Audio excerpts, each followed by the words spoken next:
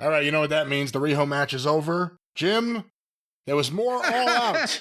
Please stand up and in single file calmly leave the auditorium.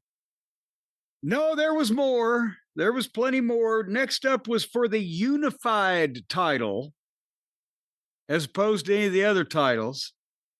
This was a three-way between Mascara Dorada, Oblada, and our boy Take.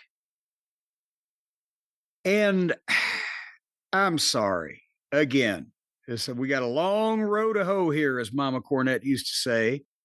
You got the laziest wrestler in the world. You got a 160-pound generic masked guy. And again, poor Take, who had all the potential in the world and was the best athlete and the cheapest salary of all of the Japanese imports. And he just flounders around and stares at people. He's in a heel group that he is mad at the other guy in the same heel group, or he stares at him a lot. He never speaks, but his manager never really speaks for him. He just stands around in the assemblage of various guys. So why do we care? And this title is not in any way, who gives a shit? It's just something because Tony's a mark for Oblada, the world's laziest human being. So why are we going to watch 20 minutes of contrived gymnastics? What is the purpose that we would want to see this fucking match? It took forever on Fast Forward. In case Takeshita finally gets fed up with these heel ways of Okada, that was really the only thing they teased.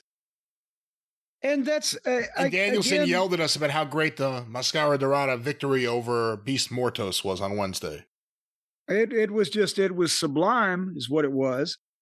But after 20 minutes or so, they started just standing in a fucking three-way circle and forearming each other. And finally, Okada beat Dorito with that shitty little clothesline he does. At least the little guys can take a good bump for it. And nothing was accomplished. I would be, if I was Tony and I had access to this kind of legal advice, I would be looking into loopholes in Okada's contract so that I could free up several $1 million to hire somebody that gives a shit, and then anybody would give a shit about him. But that's just my opinion. Well, I mean, there's two ways to look at it. You get some talent that you have to pay a lot of money for. Do you just say, I'm going to get my money's worth to the best of my ability one way or another and use them on top? Or do you consider it a sunk cost? All right, I got to pay this guy, but he's going to sit on the bench. Well, he don't care about sending other people home for a year and a half. And not even, they don't even have to be hurt. That's a very good point. They don't have to be hurt. Just after Perry fucked his whole company up, he just said, go away until I want to talk to you again. And I'm sure all these people are paid regularly. And so I don't really, but I'm amazed that you'd take up the time with, anyway. When he first got to AEW, I thought you were being too hard on Okada because I had seen him in New Japan at his peak, which was like the last period of time I really cared about New Japan. And the more I would watch him, like, well, this wasn't the night for him, or, okay, there wasn't anything great there. And the more you talked about it, and the more I started watching him, he really, I don't like watching his matches. No, like you said, nothing happens. And then all of a sudden, it's like a hot 90 seconds at the end, maybe less. And he gets a victory and wins. Every time he can save a step, every time he can go down a little easier, every time he can roll to the floor. And there's the only facial expressions are goofy fake ones. And the slump-shouldered,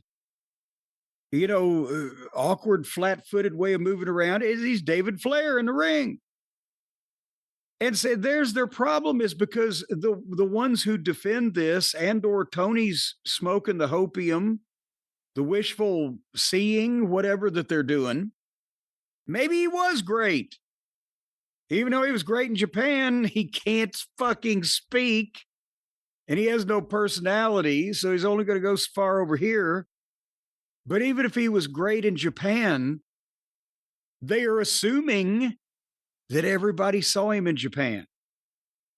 And here's the guy over here that's looking at what they're presenting now, just like all the people that on their TV show that didn't exist before 5 or 6 years ago, that had never seen Okada until whenever he came in here a couple of years ago. That's what they're seeing is what I'm seeing. What the fuck?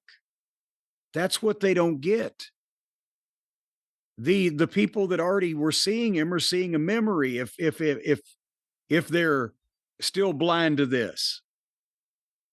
But everybody else is seeing, what the fuck, this fucking guy? And then you also ruin your credibility when you talk about he's the greatest tournament wrestler of all time. This fucking guy? Yeah, by the way, before him, I don't remember anyone ever being called that on American Wrestling TV. There was no previous greatest tournament wrestler of all time. Well, because it means nothing anyway, except to people who are wrapped up in Japanese wrestling. And then you ask yourself a question right away, is this a tournament? Oh, no, it's not. So it really doesn't even apply to this specific match in any way. It's just a, yeah, it's a factoid about the fellow that's in it.